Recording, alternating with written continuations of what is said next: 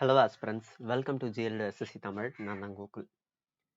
G squad, இதுக்கு முன்னாடி ஒரு வீடியோ போட்டிருந்தேன் ஜி ஸ்குவாடை பற்றி. ஸோ என்ன ஏது அப்படின்றத டிஸ்கஸ் பண்ணியிருந்தேன். அதில் ஒரு சில மாற்று கருத்துக்கள் இதெல்லாம் இருந்தது. புக்கை பற்றி ஆஃபர் வந்து கேட்டிருந்தீங்க, இது எல்லாமே வந்து கேட்டிருந்தீங்க. அதுக்கான வீடியோ தான் இது. முதல்ல ரெக்கார்டிங் அண்ட் வேலிடிட்டி. நம்மளோட எஸ்எஸ்சி ஜி ஸ்குவாடுன்றது லைவை வந்து ப்ரையாரிட்டைஸ் பண்ணி கொடுக்கக்கூடிய ஒரு பேட்ச் தான், சரியா? ஸோ இந்த லைவ் கிளாஸ்ன்றது பார்த்தீங்கன்னா 2லேருந்து 3 மாதம் போகும்னு சொல்லியிருந்தேன். அதுக்கப்புறம் வந்து 2 months வேலிடிட்டி சொல்லியிருந்தேன். இந்த 2 months வேலிடிட்டி எதுக்காகனா, இங்கே ஏதாவது செஷன் மிஸ் பண்ணியிருந்தீங்கன்னா அதை பார்க்கறதுக்கு, ஓகேவா? உங்களை வந்து ரெக்கார்டட் வீடியோவே வந்து ஃபுல்லாக பார்க்கணும் அப்படின்ற இன்டென்ஷனுக்காக இந்த ஸ்குவாடை வந்து நான் வந்து மேக் பண்ணலை. ஃபர்ஸ்ட் திங் அதுதான். நெக்ஸ்ட் 1 year வேலிடிட்டி கொடுங்க, 2 year வேலிடிட்டி கொடுங்க அப்படின்ற மாதிரி கேட்டிருந்தீங்க. இப்போ ஒன்ஸ் லைவ் கிளாஸ் அட்டன் பண்ணிட்டீங்க அப்படின்னா ரெக்கார்டிங்ஸ் நீங்கள் எல்லா செஷனுக்கும் நீங்கள் பார்க்க போகிறது இல்லை. நீங்கள் ரெக்கார்டிங்ஸ் எப்போ பார்ப்பீங்க அப்படின்னா, உங்களுக்கு வந்து சுத்தமாக வந்து தெரியவே இல்லை, அந்த ஒரு வீடியோவே நீங்கள் பார்க்கல அப்படின்ற பட்சத்தில் மட்டும்தான் நீங்கள் ரெக்கார்டிங் பார்ப்பீங்க. லைவ் பார்த்துட்டு நீங்கள் ரெக்கார்டிங்குன்றது ரொம்ப கம்மியான ஆட்கள் தான் பார்ப்பீங்க. அதுவும் நாங்கள் பிடிஎஃப்ன்றதை கொடுத்துருவோம், சரியா? இங்கே என்ன நடத்துகிறோமோ அங்கே நடத்துகிறத கொஷின் வித் ஆன்சரோட பிடிஎஃபாக கொடுத்துருவோம். ஒன்ஸ் நீங்கள் லைவ் கிளாஸ் வந்து கம்ப்ளீட் பண்ணதுக்கப்புறம் நீங்கள் அந்த பிடிஎஃபை ஒன்ஸ் பார்த்துட்டீங்கனாலே உங்களுக்கான கான்செப்ட் இது எல்லாமே வந்து என்ன ஆகிடும், புரிய ஆரம்பிச்சிடும். நீங்கள் அதுக்கப்புறம் லைவ் ரெக்கார்டிங் பார்க்கணுன்ற அவசியம் இல்லை. இருந்தாலும் சரி, இன்கேஸ் ஏதாவது ஒரு பிரச்சனை உங்களுக்கு வந்து சுத்தமாக புரியல, அதுக்காக நீங்கள் பார்க்கணும் அப்படின்றதுக்காக மட்டும்தான் நான் என்ன பண்ணியிருந்தேன், 2 monthsன்ற வேலிடிட்டி கொடுத்துருந்தேன். சில பேர் கேட்டிருந்தீங்க இந்த மாதிரி சிஜிஎல் வரைக்கும் கொடுங்க, அதுக்கப்புறம் வந்து 1 year வேலிடிட்டி கொடுங்க, சந்துரு மேக்ஸ் வந்து கொடுக்குறாங்க, அதே மாதிரி கவர்மெண்ட் ஆஸ்பிரண்ட் கொடுக்குறாங்க. இது எல்லாம் அவங்க எல்லாமே வந்து ரெக்கார்டிங்ஸ் கொடுக்குறாங்க, சரியா? இந்த 2 to 3 months நடந்த கிளாஸஸ் அதாவது மேக்ஸ் கிளாஸஸ் ஒன்ஸ் கம்ப்ளீட் ஆனதுக்கப்புறம் இதோட ரெக்கார்டிங்ஸை என்ன பண்ணுவோம், ஆஸ் யூஷுவல் வந்து எல்லாரும் இப்போது சந்திர மேக்ஸில் சேல் பண்ணுற மாதிரியும், கவர்மெண்ட் ஆஸ்பிரண்ட்டில் சேல் பண்ணுற மாதிரியும், இல்லை மற்ற இதுவில் சேல் பண்ணுற மாதிரியும் நம்மளும் இதோட ரெக்கார்டிங்ஸை வந்து ப்ரொவைட் பண்ணுவோம். India minimum price. இப்போ இங்கே ஏன் இவ்வளோ ப்ரைஸாக இருக்குன்னா, லைவ் கிளாஸ் தான் 20,000 30,000 கட்டிகிட்டு இருக்கீங்க, அதாவது கட்டிகிட்டு இருக்காங்க இந்த மாதிரியான ஆன்லைன் செஷனுக்கு, சரியா? ஸோ அவ்வளோ இல்லாமல் நம்ம வெறும் என்ன பண்ணுறோம், வெறும் 899க்கு மட்டும்தான் நம்ம என்ன பண்ணிட்டு இருக்கோம்னா இதை வந்து ஸ்டார்ட் பண்ணுறோம் மேக்ஸுக்காக, சரியா? இதோட மேக்ஸ் மட்டும் கொடுக்காம சரி ஒரே ஒரு சப்ஜெக்ட் கொடுத்தா செட் ஆகாது, நம்ம வந்து நம்ம கொடுக்குற மணிக்கு ஒரு ஒரு ஒரு ஒரு ரூபாவும் வந்து யூஸ்ஃபுல்லாக இருக்கணுன்றதுக்காக தான் ஜென்ரல் அவேர்னஸ்ன்றதை நான் எக்ஸ்ட்ராவை ஆட் பண்ணியிருந்தேன். அதாவது இதுக்கு முன்னாடி இருக்கக்கூடிய பிளானில் உங்களுக்கு சொல்கிறதுக்கெலாம் முன்னாடி நான் போட்டிருந்த பிளானில் பார்த்தீங்கன்னா ஜென்ரல் அவேர்னஸ்ன்றதை நான் போடலாமா வேணாமான்னு யோசிச்சு கடைசியில் அதை வேணான்னு விட்டுட்டேன். பட் யோசிச்சு பார்க்கும்போது ஓகே, நம்ம வந்து என்ன பண்ணியாகணும், ஜென்ரல் அவேர்னஸையும் ஸ்ட்ராங் பண்ண வைக்கணும் அப்படின்றதுக்காக தான் என்ன பண்ணேன், ஜென்ரல் அவேர்னஸையும் ஆட் பண்ணேன். ஸோ நம்மளோட ஜென்ரல் அவேர்னஸ்ன்றது 100% உங்களுக்கு யூஸ் ஆகும். மேக்ஸ்ன்றது இன்டர்மீடியட்ஸ் அண்ட் பிகினர்ஸ் இவங்களுக்கு என்ன ஆகும்னா பக்காவாக வந்து வேலை செய்யும், சரியா? ஸோ இப்போ சொல்கிறது எல்லாமே வந்து எவ்வளோ டைம் வந்து கம்மியாக போட முடியுமோ அவ்வளோ டைம் கம்மியாக வந்து நான் என்ன பண்ண போகிறேன்னா ஒரு சம்மோட அப்ரோச்சையும் வந்து சொல்ல போகிறேன். ஒரு 25 கொஷின் மேக்ஸ் கொஷின் இருக்குன்னு வச்சுக்கோங்களேன் Tier 1ல். 25ல் 23 அட்டன் பண்ணுறதுக்கு எவ்வளோ எஃபோர்ட் போட முடியுமோ அது எல்லாம் எப்படி போடுறது, என்ன ஏது எல்லாத்தையுமே நம்ம அதில் டிஸ்கஸ் பண்ண போகிறோம், சரியா? ஸோ இதுதான் பார்த்தீங்கன்னா நம்மளோட இதில் வந்து எந்த ஒரு சேஞ்சுமே கிடையாது. பட் டெமோ கிளாஸோட அந்த டேட் Jan 10 நம்மளோட டெமோ கிளாஸ்ன்றது இருக்கும்.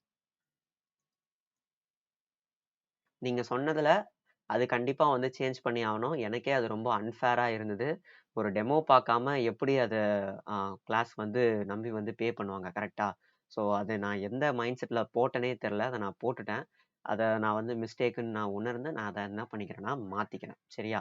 ஸோ Jan 10ன்றது நம்மளோட டெமோ கிளாஸுக்கான டேட்டு. அது நான் எப்போ என்ன ஏதுன்றது January 9 ஒரு வீடியோவாகவும் போடுறேன். அதே மாதிரி ஜனவரி 9 வந்து மீட்டிங் லிங்கை வந்து உங்களோட மெயில் ஐடிக்கு எல்லாருக்குமே ரெஜிஸ்டர் பண்ணவங்க எல்லாருக்குமே வந்து சென்ட் பண்ணி விட்டுறேன். சரியா? நெக்ஸ்ட் ஜான் 13 வரைக்கும் அதே 899 rupees தான். ஜான் 14ல இருந்து தான் நம்ம என்ன பண்ண போறோம், 1199 rupeesக்கு நம்மளோட கோர்ஸை வந்து அதனால் சேல் பண்ண போறோம். சரியா? ஸோ 14ல இருந்து அவ்வளோதான். அதுக்கப்புறம் வந்து பொங்கல் ஹாலிடேஸ் இதெல்லாம் வரும். ஸோ நான் கிளாஸ் வச்சால வந்து எத்தனை பேர் பார்ப்பீங்க என்ன ஏதுன்னு தெரியாது. அதனால நான் அந்த பொங்கல் ஹாலிடேஸ் எல்லாம் விட்டுட்டு ஜான் 22 சரியா, வெனஸ்டே வருதுன்னு நினைக்கிறேன். Yes, Wednesday. இப்போ நான் இந்த டேட்ல வந்து நம்மளோட ஆஸ் யூஷுவல் கிளாஸஸை வந்து ஸ்டார்ட் பண்ண போறோம். அதாவது லைவ் எடுத்தவொடனே ஆல்ரெடி நம்ம டெமோ கிளாஸ்லேயே வந்து வேதிக் மேக்ஸ்ன்றதை பார்த்துருவோம்.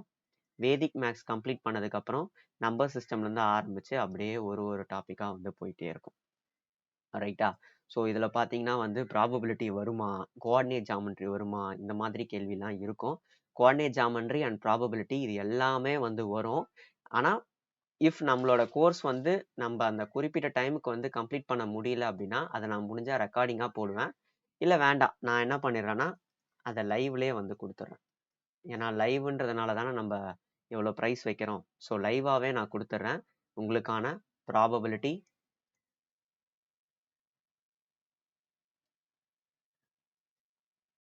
கோஆர்டினேட் ஜாமெண்ட்ரி, இது எல்லாமே என்ன இருக்கும், ஸ்டாட்டிஸ்டிக்ஸ், இது எல்லாமே டியர் 1 லெவலுக்கு எவ்வளோ தேவையோ அந்த அளவுக்கு இருக்கும். டியர் 1ல ப்ராபபிலிட்டி, கோஆர்டினேட் ஜாமெண்ட்ரி இதெல்லாம் வந்து அந்த அளவுக்கு கேட்க மாட்டாங்க. இருந்தாலும் நம்ம டியர் 1ல இதுக்கு முன்னாடி ஏதாவது ஒரு கேள்வி கேட்டிருந்தாங்கன்னா அதை அனலைஸ் பண்ண போகிறோம். பேசிக் கான்செப்ட்ஸ் எல்லாத்தையும் பார்க்க போகிறோம். சரியா? ஸோ டியர் 2க்கு போகும்போது அதுக்கு தனியாக வந்து ஒரு பேட்சை ஸ்டார்ட் பண்ணி டியர் 2க்கு இன்டென்ஸாக இது கொடுத்துக்கலாம். ஸோ அது அடுத்த கதை. இப்போதைக்கு beginners and intermediates dear 1 clear பண்ணுறதுக்காக தேவைப்படக்கூடிய எல்லா விஷயங்களையும் வந்து இங்கே நான் ப்ரொவைட் பண்ணுறேன். ஓகே? ஸோ ஸ்குவாடை பொறுத்த வரைக்கும் இதுதான் பார்த்தீங்கன்னா அப்டேட்டு. சேஞ்சஸ்ன்றது இவ்வளோ தான். இதுக்கு மேற்பட்டு வந்து இந்த இடத்துல வந்து எந்த ஒரு சேஞ்சுமே பண்ண முடியாது. பிகாஸ் இதை நான் ஒரு ஆள் மட்டும் பண்ணுறதில்ல, நான் ஒரு டீம் வச்சு இதை நான் பண்ணிகிட்டு இருக்கேன். ஸோ அதனால் வந்து இதில் வந்து எந்த ஒரு சேஞ்சுமே பண்ண முடியாது.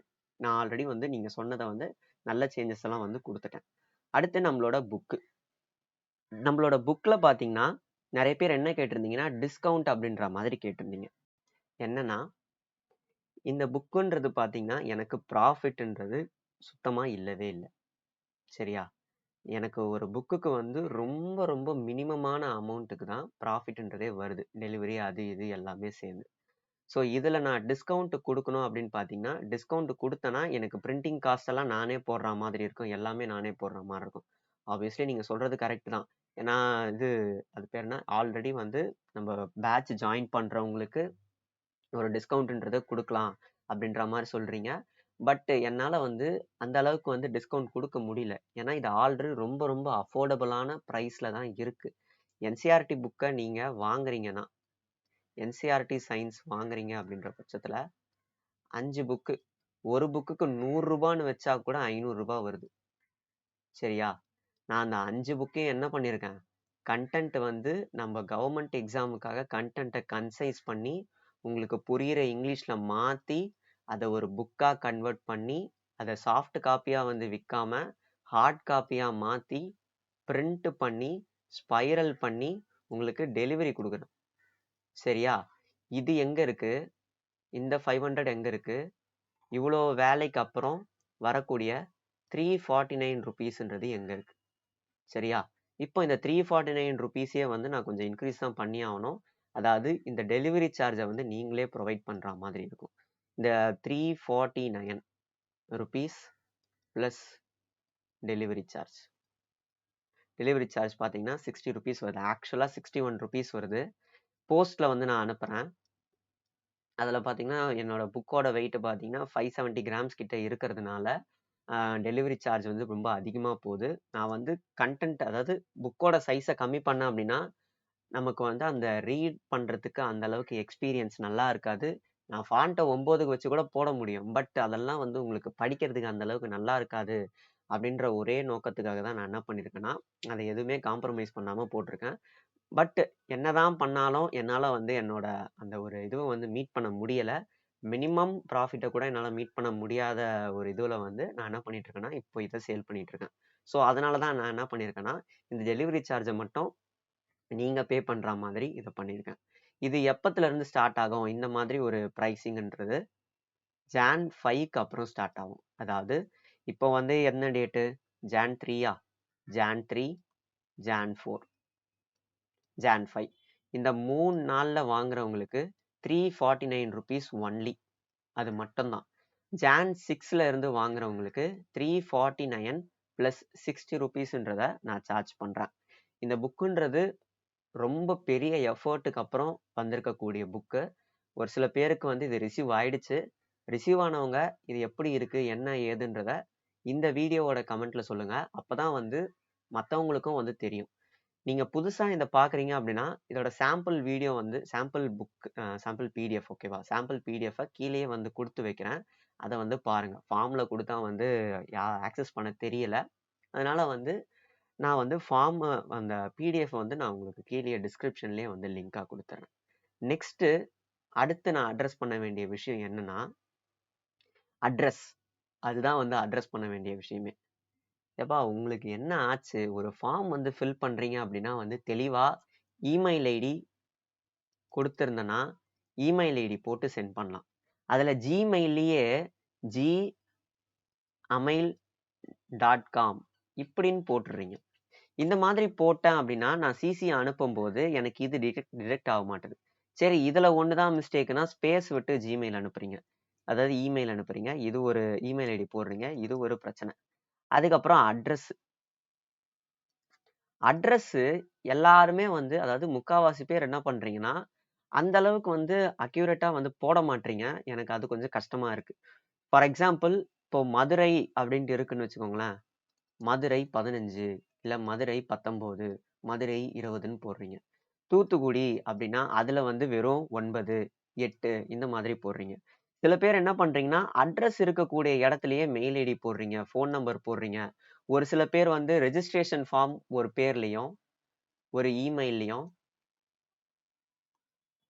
அதுக்கப்புறம் வந்து அந்த பேமெண்ட் கன்ஃபர்மேஷன் ஃபார்ம் இன்னொரு இமெயில்லையே வந்து போடுறீங்க. நான் எப்படி ட்ராக் பண்ணுவேன்? சரியா? எனக்கு வந்து இதை மினிமம் இதில் முடிக்கணுன்றதுக்காக தான் எல்லாமே ஆட்டோமேஷனாக வந்து போட்டிருந்தேன். கன்ஃபர்மேஷன் வந்து நான் பேசுகிற மாதிரி வச்சுருந்தேன். பட் உங்களை எவ்வளோ பே பண்ணியிருக்கீங்க, யாருக்கு என்ன பண்ணணும், ஃபோன் நம்பர், இது எதுவுமே வந்து சரியா இல்லை. ஒரு சில பேர்கிட்ட சொல்கிறேன். சரியா? அதே மாதிரி ஒருத்தர் பார்த்தீங்கன்னா இவ்வளோ பெரிய நம்பர் போட்டு வச்சுருந்தீங்க, 20 நம்பர் போட்டிருந்தீங்க. அவங்களெல்லாம் நான் எப்படி ரீச் பண்ணுவேன்? கன்ஃபர்மேஷன் கால் நான் அவங்களுக்கு பண்ணவே இல்லை. அவங்களுக்கு ஜஸ்ட் நான் ஒரு மெயில் ஐடி தான் அனுப்பிச்சேன். அந்த மெயில் ஐடியும் வந்து ரிஜிஸ்ட்ரேஷன்ல இருந்த மெயில் ஐடி கிடையாது. ஸோ வேற ஒரு மெயில் ஐடியை வந்து கொடுத்து வச்சிருக்காங்க பேமெண்ட் கன்ஃபர்மேஷன். ஸோ இவ்வளோ பிரச்சனைன்றது இருக்கு. என் சைட்ல இருந்து சொல்றேன். உங்களுக்கு நான் அஃபோர்டபுளா வந்து இந்த புக்கை ப்ரொவைட் பண்ணியிருக்கேன். ஸோ ப்ளீஸ் கொஞ்சம் ரெஸ்பான்சிபிளா இந்த அட்ரஸை வந்து போடுங்க. ஒரு ரூபாய்க்கும் வந்து அந்த அளவுக்கு ஒர்த்தான கண்டென்ட் தான் அதில் இருக்கு. நான் வந்து அதுக்கு கேரண்டி தரேன். சரியா? ஸோ இவ்வளோதான் நான் சொல்லணும்னு நினச்சேன். நெக்ஸ்ட்டு இன்னொரு விஷயம் வந்து சொல்லணும்னு நினச்சேன், அதை மறந்துட்டேன். அதுதான் இப்போ சொல்லிடுறேன். நம்மளோட பேட்ச்ன்றது ஆர்ஆர்பிக்காகவா அப்படின்னு கேட்டிங்கன்னா content okay, same. General awareness same, எல்லாமே ஓகே. பட் டைம் டியூரேஷன், நம்மளோட இந்த ஸ்குவாடோட டைம் டியூரேஷன்ன்றது 2 to 3 monthsன்னு சொல்லியிருந்தேன். என்டிபிசி எக்ஸாம் சப்போஸ் என்னோட இது பார்த்தீங்கன்னா ஏப்ரல் 22 முடியுதுன்னா என்டிபிசி எக்ஸாம் சப்போஸ் மார்ச்லேயோ இல்லை ஏப்ரல் 1ஸ்ட்லேயோ வந்துருச்சுன்னா என்ன பண்ணுவீங்க? நம்மளால வந்து டாப்பிக்கை வந்து கவர் பண்ண முடியுமா? கவர் பண்ண முடியாது. பிகாஸ் நான் ஏப்ரல் 22 தான் வந்து சொல்லியிருந்தேன். இல்லை நான் வந்து ஆர்ஆர்பி குரூப் டிக்காக படிக்க போகிறேன் அப்படின்னு நினச்சிருந்தீங்க அப்படின்னா இது ஏப்ரலுக்குள்ள எக்ஸாம் வந்ததுன்னா பிரச்சனை. ஏப்ரலுக்கு அப்புறம் எக்ஸாம் வந்ததுன்னா கூட ஓகே தான் ஓரளவுக்கு. ஆனால் வந்து என்னால் வந்து அதை கேரண்டி பண்ண முடியாது. ஏன்னா எக்ஸாம் அதாவது என்டிபிசி எக்ஸாம் முன்னாடியே ஆரம்பிச்சிடும். குரூப் டின்றது முன்னாடி ஆரம்பிக்குமா, நம்ம பேட்ச் முடியறதுக்கு பின்னாடி ஆரம்பிக்குமான்றதும் நம்மளால சொல்ல முடியாது. இந்த மாதிரி நிலையில்லாத அதாவது தெரியாத ஒரு விஷயத்த வந்து இது பண்ணி நான் உங்களுக்கு எப்படி ஒரு பேட்சை வந்து விற்க முடியும்? கரெக்டா? ஈவன் தோ என்னோட கண்டென்ட் அண்ட் ஜென்ரல் அவேர்னஸோட அதாவது என்சிஆர்டி தான் வச்சு எடுத்துட்டு போறேன். ஸோ எல்லாமே வந்து சேமா இருந்தாலும் என்னால இது ஷோரா வந்து சொல்ல முடியல. ரைட்டா? ஸோ ஆர்ஆர்பி அண்ட் எஸ்எஸ்சி கம்பைன்டா படிக்கிறீங்க. நான் பிகினரா இருக்கேன். எனக்கு வந்து கண்டென்ட் தேவை. இந்த என்டிபிசி வந்து நான் ட்ரை பண்றேன். உங்களோட பேட்சுக்கு முன்னாடி என்டிபிசி எக்ஸாம் வந்தாலும் பரவாயில்ல. குரூப் டி எக்ஸாம் உங்க பேட்சுக்கு அப்புறம் வந்தா ஓகே. உங்க பேட்சுக்கு முன்னாடி வந்தாலும் ஓகே, பிரச்சனை இல்லை. எனக்கு வந்து ஓவராலா கண்டென்ட் எல்லாமே முடிச்சிருக்கணும். ஜென்ரல் அவேர்னஸ் எல்லாமே முடிச்சிருக்கணும். நான் நெக்ஸ்ட் எக்ஸாம் அடுத்து வரக்கூடிய எல்லா எக்ஸாமுமே நான் என்ன பண்ணி ஆகணும்னா நல்ல ஸ்கோர் பண்ணி ஆகணும் அப்படின்னு நினைச்சீங்க அப்படின்னா தாராளமா வந்து ஜாயின் பண்ணுங்க. பட் இப்போ இருக்கக்கூடிய எக்ஸாமுக்கு இது வராது. சரியா? நான் தெளிவா வந்து சொல்லணும்னு நினைச்சேன். நம்மளோட கோர்ஸ் டியூரேஷன்ன்றது ஜான் 22, ஃபெப் 22, மார்ச் 22, ஏப்ரல் 22. இதுக்குள்ள ஏதாவது எக்ஸாம் வந்தது அப்படின்னா எனக்கு தெரியாது. நான் முன்னாடியே சொல்லிட்டேன். ஓகேவா? சரி, ஓகே. இதுதான் சொல்லணும்னு நினைச்சேன். இதுதான் வந்து சொல்லணும்னு நினைச்சேன். ஸோ இவ்வளோதான் வந்து வீடியோ. இந்த வீடியோ வந்து உங்களுக்கு புரியுதா என்ன ஏது அப்படின்றத பாருங்க. டிஸ்கிரிப்ஷனில் வந்து ஃபார்மோட லிங்கை கொடுத்து வச்சிருக்கேன். அதை பார்த்து புக் உங்களுக்கு வேணும் அப்படின்னா வாங்குங்க. ஜனவரி 5க்குள்ளே வாங்குனீங்க அப்படின்னா உங்களுக்கு 349 தான். ஸோ அவ்வளோதாங்க வீடியோ. சரியா? ஓகே, நான் அதோட எண்ட் பண்ணிக்கிறேன். தேங்க்யூ.